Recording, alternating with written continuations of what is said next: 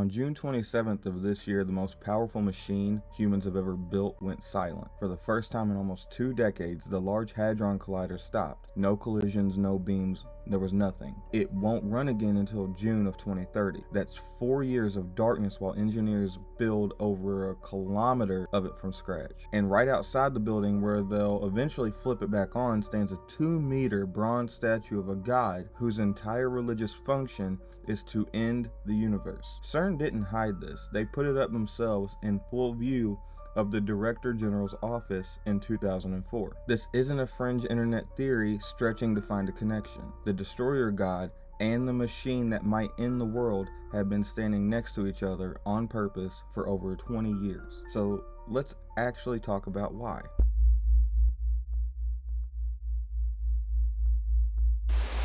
On June 18th of 2004, the Indian government gave CERN a gift, a 2-meter bronze statue of Nataraja, Shiva, in his form as the cosmic dancer. It's not tucked in a hallway, it stands in the courtyard facing the office of CERN's own director. At its base, in Sanskrit and in English, is a verse from the philosopher Adi Shankara. Next to it, a plaque. And this is the part people don't expect, quoting a physicist, not a priest. The quote comes from Fritjof Kappara's 1975 book, The Tao of Physics. Kappar's argument, in short, the same rhythm of creation and destruction that shows up in the seasons and in every living thing also lives inside subatomic matter itself. For a physicist, he wrote, Shiva's dance and the dance of colliding particles are the same dance, just described in 2 different languages. Myth and mathematics pointed at the same thing. Shiva, in Hindu cosmology, is 1/3 of a trinity. Brahma creates, Vishnu preserves, Shiva destroys. Not out of malice, but because destruction is what makes room for the next creation.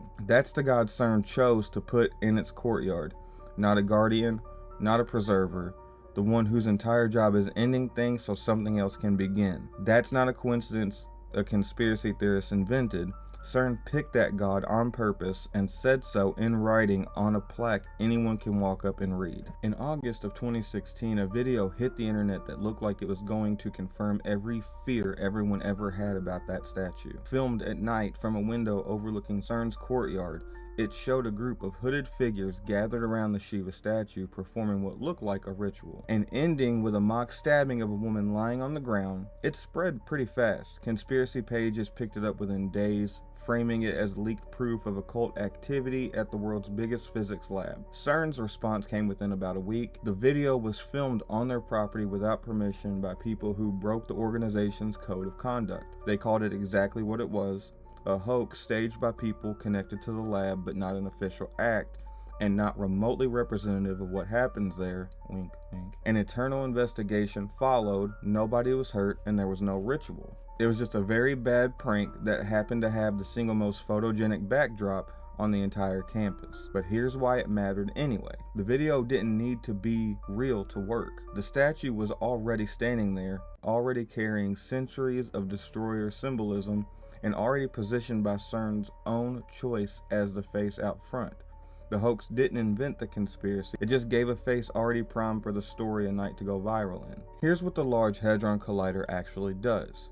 It's a 27-kilometer ring buried about 100 meters under the French-Swiss border, and inside it, protons get pushed to 99.99991% of the speed of light before they're smashed into each other up to 40 million times a second. Those collisions briefly recreate conditions from a fraction of a second after the Big Bang. That's how, in 2012, it confirmed the Higgs boson, the particle that explains why anything in the universe has mass at all. None of that stopped people from being terrified of it before it turned on. In 2008, ahead of the LHC's first startup, lawsuits were actually filed in US federal court and before the European Court of Human Rights, trying to halt it entirely. The fear that the collisions could create microscopic black holes or a theoretical particle called the strangelet, and that either one could start consuming the planet from the inside out. The lawsuits failed, the machine turned on, nothing consumed the planet. Physicists had already shown, well before switched on, that collisions far more violent than anything the LHC produces happen constantly in Earth's upper atmosphere from cosmic rays, and the planet's still here. The science held up completely, But notice what that means.